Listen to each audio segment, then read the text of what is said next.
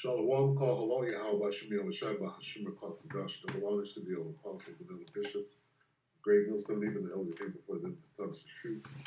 Shabbat Shalom, Salaki. Shabbat Shalom, and salutation to all the brothers that push their word of truth and sincerity, the hope and light tabernacle. David, the elder Yahshua, back with the World War III daily update. Shabbat Shalom, and salutations to you all. Salaki, it is the Shabbat, and my mind is just catching up, so bear with me. Joel 2 and 5. Let's read through a few of them. With a noise like that of chariots, they leap over the mountaintops, like a crackling fire consuming stubble, like a mighty army drawn up for battle. Look at them as they leap along the mountaintop. Listen to the noise they make, like the rumbling of chariots, like the roar of fire sweeping across the field of stubble, or like a mighty army moving into battle. One more.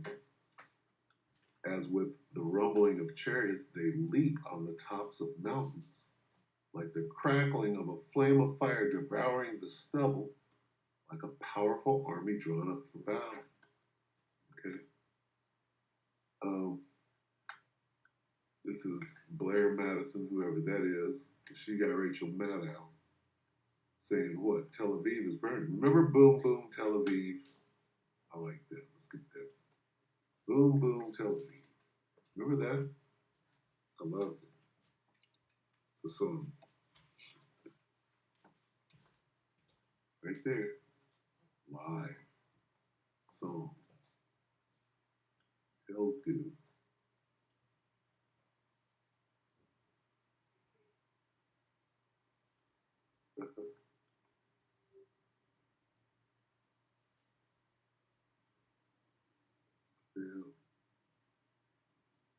They had to change it up.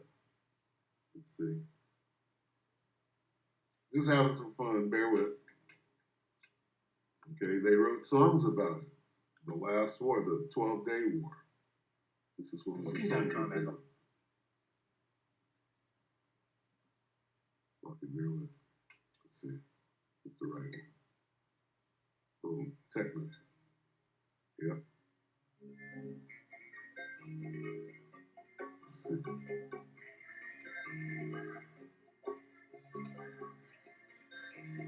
Dude. Let's see.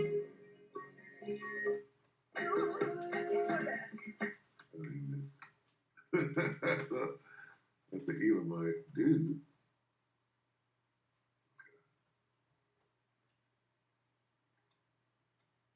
So lucky.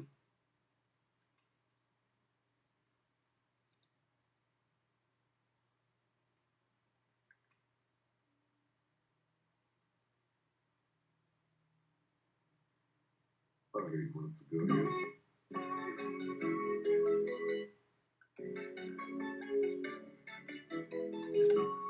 This is 8 months ago. This is the 12-day. For all your evil deeds.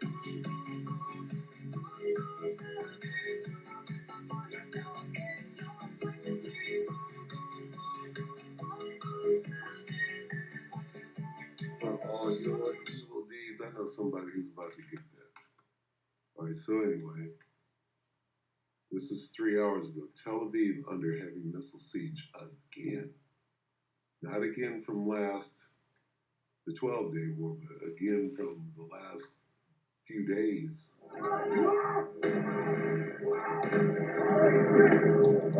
Read that again real quick. Listen to the noise they make, like the rumbling of chariots, like the roar of fire sweeping across the field of stubble. She just comes out playing the death and destruction from the top.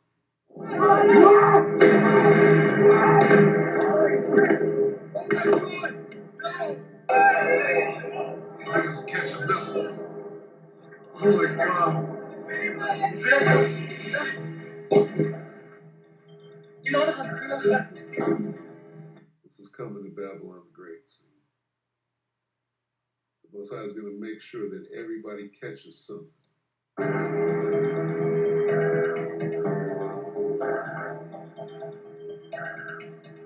Three times, not once, not twice, 3 times. In less than 24 hours, Iranian missiles have torn through the skies over Tel Aviv. And right now, over Tel Aviv and many, many other places, 14 other countries. Iran is hitting 14 countries at the same time and just getting started. This thing just got started. They want this thing to go for the next 5 years. Right now, Juan, as you're watching this, a third wave of strikes is hitting one of the most densely defended cities on the... Now, she's about to say, nobody's covering this. This is probably the only place where you're going to get it. This is her own show, I believe. And the defense systems are not stopping them. Let me say that again so it lands the way it should. The Iron Dome, the Patriot batteries, two systems that together represent over $100 billion in American and Israeli defense investment, systems that have been held up for decades as the gold standard of modern air defense, are failing in real time, on camera, in front of the entire world. And the people who sold you those systems, who sold those systems to dozens of governments across the planet, have nothing to say right now. Billions. You know who's doing this? Yahweh Bashim Yahushai is exacting death and destruction on the motherfucker's ass. And people are sitting back watching it as though it's not going to happen. It's going to happen to everybody. This chaos and this destruction is going to happen to everybody. If you're not aligned with Yahweh Bashim Yahushai, you're going to see this. You're going to see that fear. You're going to experience that fear that these motherfuckers are going through right now. Except we are recalibrating. Recalibrating. That is the word they keep using. And I need you to understand what that word is actually covering up. Let's establish what we are actually watching tonight, because the scale of this is not being communicated clearly enough in the mainstream coverage. They ain't telling you what's going on. They got a blockade. They're only letting, oh, 2 niggas died today, man. 2,000 niggas died today. They telling you 2. Oh no, it's all good. We got this. We're ahead of schedule. They're saying all manner of lies. Okay? This motherfucker's on lie permanent. Stuck on lie. See, a lying ass piece of shit right now is lit up with lies. You can't stop lying. This is your last hour to be deceptive, and you're out there looking for a place to do it. Wave 1 hit Tel Aviv. Emergency recalibration, battery positions adjusted, radar parameters updated, new interceptor stocks brought forward. Official channels expressed confidence that the defense architecture had absorbed the lessons and was better prepared. This is going to go on every day. Every day these motherfuckers be catching missiles. And they can't stop them. If they can't stop them now, they damn sure won't be able to stop them next week when all their intercepted missiles are gone. When there's no more defensive missiles, all of those missiles will get through. Like they did in the 12-Day War where they begged them to stop. Okay, so people don't understand where this thing is or where it's going. They think, oh, it's just going to go away like the Gulf War and it's not going to touch us. No, nigga, it's coming to your doorstep. This one is. And you're not prepared. You don't know. And when the fear, okay, when the unexpected fear kicks in, people are just going to die. These Israelis, they live in fear like that. They live in fear about Jerusalem being bombed and we're dependent on the Iron Dome. None of that shit's working. Okay?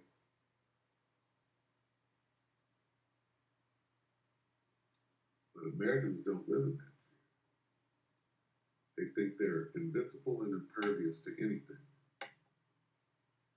Right? Look what's happening to these small heads right now. Whoever stayed there before that, your ass is catching the wrath of Yahweh Bashim. That's what you see. Okay? To them, whoever's catching that hell right now, you are engulfed in the wrath of God.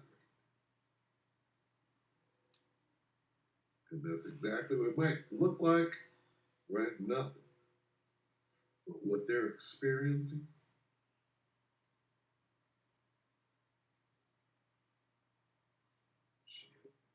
They're begging to be put to death and not being able to. And this is just the beginning.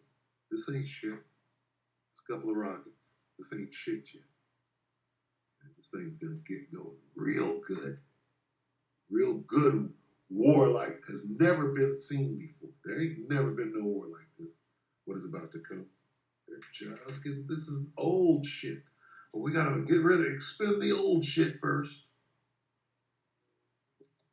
2 hit Tel Aviv. Same story. More adjustments, more confidence. More official assurances that the systems were adapting to the threat. Wave 3 is hitting Tel Aviv right now. So here's the question that nobody on television has the guts to ask directly. At what point does recalibration become a euphemism for we don't know how to stop this? Because 3 waves is not a glitch. 3 waves is not bad luck. 3 waves is a pattern. They know how to stop it. They didn't think they would have to stop it with that nuke. So what's next? Oh, we can't stop it. What's next? And that pattern is telling us something about the fundamental capability gap between what Iran has built and what America and Israel deployed. Can the Iron Dome stop an ICBM nuke? Stop it. A gap that the pre-conflict intelligence assessments apparently did not fully understand. Let's talk about the Patriot system, because this failure doesn't... I just gotta say this real quick. I can't wait till all-consuming fear comes and takes people in Babylon. I can't wait. It's only a matter of time. The nigga popped up out of nowhere, terrorizing. Was that last night? I can't wait. Matter for fair use and everything, and no, I don't condone what the nigga did, if he did it at all. He didn't do shit. That's a psyop, right? They trained the motherfucker, and he was under MK Ultra. They triggered him, and he went and did what he did. So fuck off and come and get me if that's what you gotta do. Israel. This matters for you, for your country, for every American ally watching this. And take the fucking video down and give me a strike. Fuck you. Doesn't matter. Everything is still going according to plan. Tonight. The United States has sold Patriot batteries to over a dozen countries: Japan, South Korea, Saudi Arabia, the UAE, Poland, Germany, Romania. These governments built their entire air defense doctrine and their entire national security architecture on faulty equipment around the assumption that Patriot works. And right now, over Tel Aviv, Patriot is not working. Every defense minister watching this broadcast tonight is asking the same question. Did we buy the wrong system? The PACI-3 interceptor, the most advanced Patriot variant currently in service, was specifically engineered to defeat ballistic missile threats, and its record against Houthi missile attacks in Saudi Arabia was used relentlessly by American defense contractors as a sales pitch.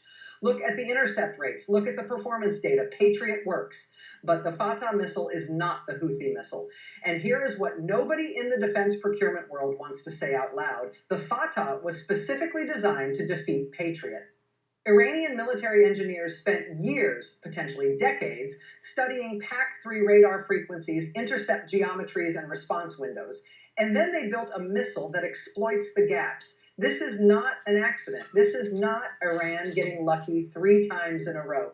This is what a peer-level adversary looks like when they have done their homework. Now let's talk about the Iron Dome failure, because this one is even more uncomfortable. And I want to be precise here, because Iron Dome defenders will immediately say it was never designed... All of that coming from Rachel Maddow has to have a sting to it. ...threat.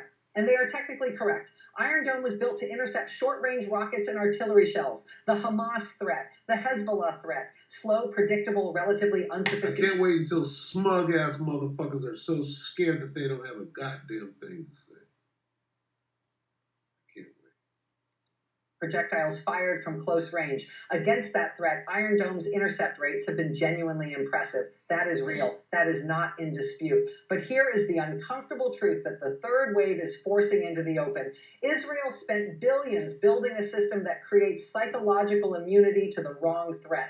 Every time Iron Dome lit up the sky and intercepted a Hamas rocket, it sent a message to the Israeli public, to Israeli politicians, to Israeli military planners. We are protected. The dome holds. Sleep well. And that message, like that feeling of invulnerability, that may have been one of the most strategically dangerous things that ever happened to Israeli national security, because it created a doctrinal overconfidence, a comfort with the idea that missiles fired at Israeli cities would be stopped, that the sky over Tel Aviv was sealed. The sky over Tel Aviv is not sealed tonight. And the question the Israeli public is now demanding an answer to is not tactical, it is existential. What is the plan? Let me say something that is going to generate angry responses, and I am saying it anyway because it needs to be said. The theory of victory that launched this operation was built on two assumptions. First, that American and Israeli strikes could degrade Iranian military capability fast enough to prevent effective retaliation. Second, that even if Iran retaliated, the defense architecture was robust enough to protect Israeli population centers while the offensive campaign continued. Both of those assumptions are now visibly, publicly, undeniably wrong. And if those assumptions were wrong, if the intelligence that underpinned this operation was this far off on something as concrete and measurable as Iran's Fatah inventory and its ability to penetrate Patriot, then I want to know who signed off on those assessments. I want to know who looked at the intelligence, looked at Iranian missile stockpiles, looked at Fatah's documented capabilities, and then briefed Congress and the American public with the message that this operation was low risk, controlled, and weighted so overwhelmingly in America and Israel's favor that the downside scenarios were manageable. Because tonight, Tel Aviv is absorbing its third hypersonic bombardment, and manageable is not the word I would use. I'm gonna stop it. This is beautiful. Sorry. Oh, you're praising the Houthis. Fuck you. You know what? Just fucking do what you ain't scared nobody, bitch. Come and do what the fuck you gotta do and let's get this thing cracking. How about that?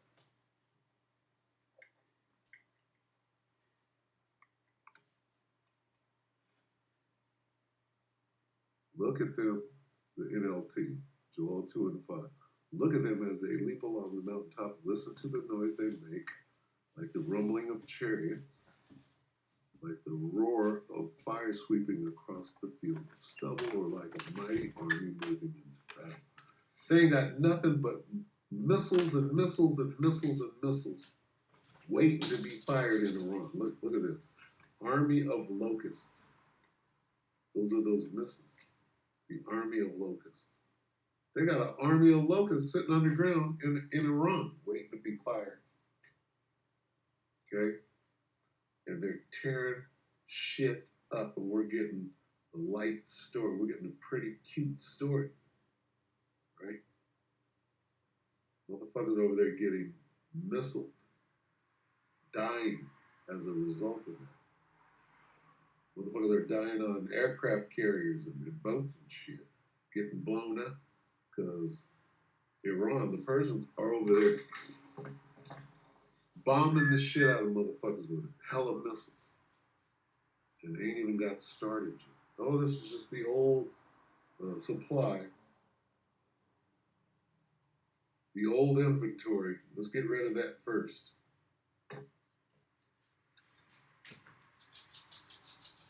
And what is it leading to? The end. Let's get that in Ezekiel 5.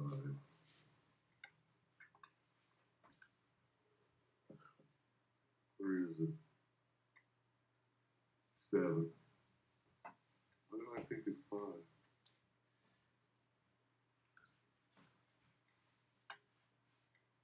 Ezekiel 7 and 5. Thus saith the Lord power, and evil, and only evil, behold, is come. An end is come. The end is come. It watcheth for thee. Shall be. Behold, it is come. What is come? The end is come.